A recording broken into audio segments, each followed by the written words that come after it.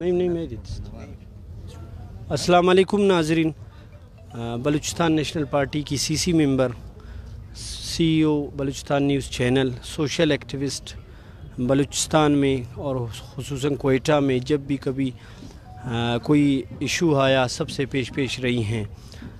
इन नौजवानों के साथ कल 10 से 12 किलोमीटर पैदल सफ़र करके कोयटा इनके साथ इज़हार यकजहती करने आई।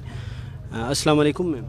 वालेकुम अस्सलाम सिकंदर। मैम इन नौजवानों के अज़्म के बारे में आप क्या कहें? मैं कहूँगी ये बहुत माशाल्लाह यहाँ हमारे बच्चे बहुत अजीम हैं, बाशऊर हैं। हम इनकी जितनी तारीफ़ करें, हम इनकी जितनी हौसला अफजाई करें कम है।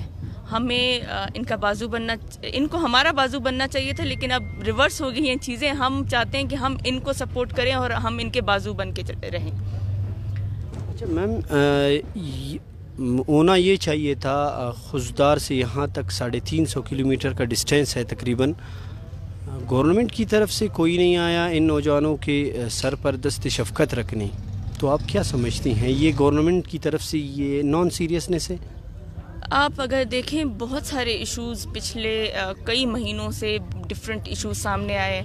टीचर सरापा एहतजाज रहे हैं, स्टूडेंट सरापा एहतजाज रहे हैं, डॉक्टर्स, इंजीनियर्स, आप देखें हर डिपार्टमेंट जो है ना वो सरापा एहतजाज रहा है। आप ख़ुद इस चीज़ के गवाह हैं, आप गए हैं, आपने विज़िट किया है, मर्ग भूख हड़तालों में आप गए। तो अगर गवर्नमेंट सीरियस होती तो क्या ये कंडीशन होता? क्या इन बच्चों को इस तरह लॉन्ग मार्च करना पड़ता? ये तो इस मतलब गवर्नमेंट और ये हुकूमत रियासत जो है ना वो माँ जैसी होती है, और माँ के लिए अपने सारे बच्चे इक्वल होते हैं। लेकिन हमें अल्लाह पाक ने ऐसी माँ दे दी है, शायद सुतेली माँ है, कि कुछ लोगों को जो उनके मंजूर नज़र हैं उन पे तो दस्ते शफ़क़त रखा हुआ है। बाकी हम जितने हैं हमें जो है ना वो सुतेली माँ की तरह ट्रीट किया जा रहा है। कोई परवाह नहीं, हमें कोई फ़र्क नहीं पड़ता है। अल्लाह पाक देख रहा है, हर कोई सज़ा और जज़ा जो है ना वो अल्लाह पाक के हाथ में है। तो हम अपने तरफ से एफ़र्ट्स करेंगे, वो अपना ज़ोर लगाएं, हम अपना करेंगे, लेकिन हम बच्चों को अकेला नहीं छोड़ सकते।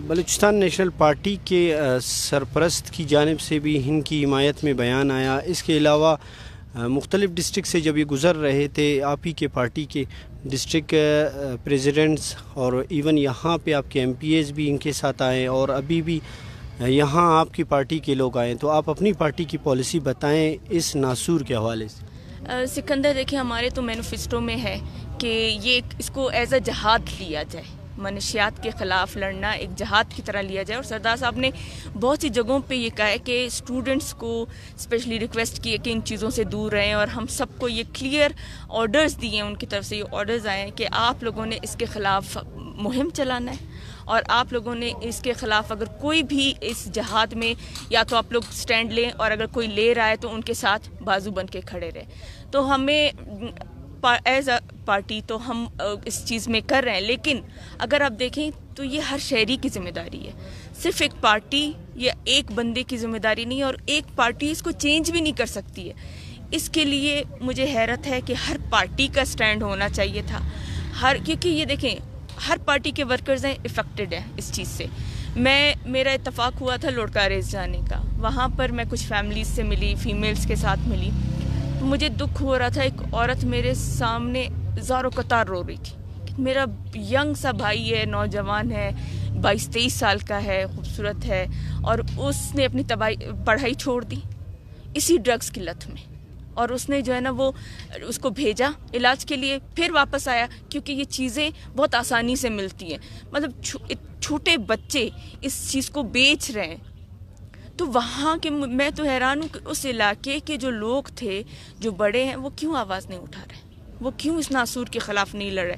आज हमारे बच्चे, ये सजाद हमारा फ़ख्र है, हमें फ़ख्र है अपने नौजवानों पर, हमें फ़ख्र है अपने यूथ पर कि वो सोचते और समझते हैं, उनको एहसास है इन चीज़ों के लिए। बच्चे ने एहसास ये फ़ील किया, इस दर्द को फ़ील किया, और ये बाहर निकला।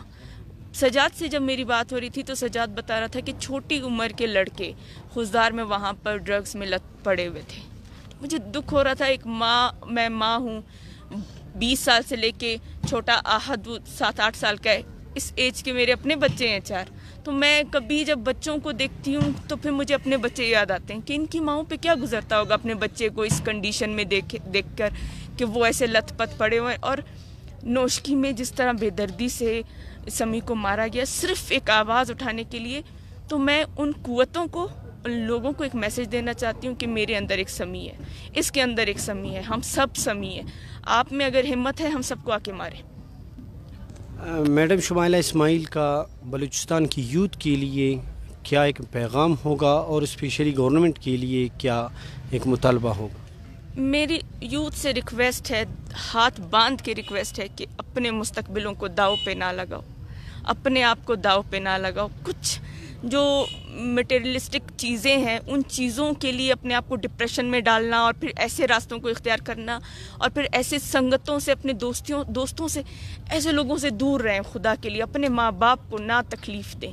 ماں باپ کا بہت بڑا درجہ ہے, اپنی ماں کو تکلیف نہ دیں, وہ جنت ہے. اپنی جنت کو اس تکلیف میں نہ رکھیں. سوچیں سمجھیں, یہ ایک سوچی سمجھے سازش کے تحت ہمارے نوجوانوں میں پھیلایا جا رہا ہے. اس ناسور کو ہمارے, دیکھیں ایک قوم اگر ترقی کرے گی اپنے نوجوان کی وجہ سے کرے گی. اگر بلوچستان ترقی کرے گا تو ان نوجوانوں کی وجہ سے کرے گا. جان بوجھ کے اس ناسور کو ہمارے نوجوانوں میں پھیلایا جا رہا ہے. ایزیلی یونیورسٹیز میں, کالجز میں کیوں اویلیبل ہے؟ کیوں یہ ہماری انتظامیہ سو رہی ہے؟ ان کو چاہیے کہ اسے سخت قوانین بنائیں کہ ان کے لیے سینہ زمین تنگ ہو جائے, وہ پریشان ہو جائیں, یہ کاروبار ختم ہو جائے. بند کریں ان چیزوں کو. ہمیں نہیں چاہیے اس طرح کے لوگ. ان کو تو میں کہتی ہوں سزائے موت کے حقدار ہیں. ان کو چوراہے پہ, میزان چوک پہ کھڑا کر کے ان سب کو سزائے موت دینی چاہیے جو لوگ ایسے گنہنی حرکتوں میں انوالو ہیں. اور گورنمنٹ سے کوئی مطالبہ؟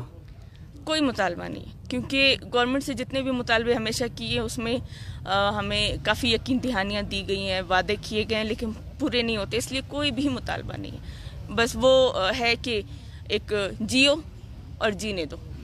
آپ لوگ جیو, ہمیں جینے دو please. Thank you so much. Thank you.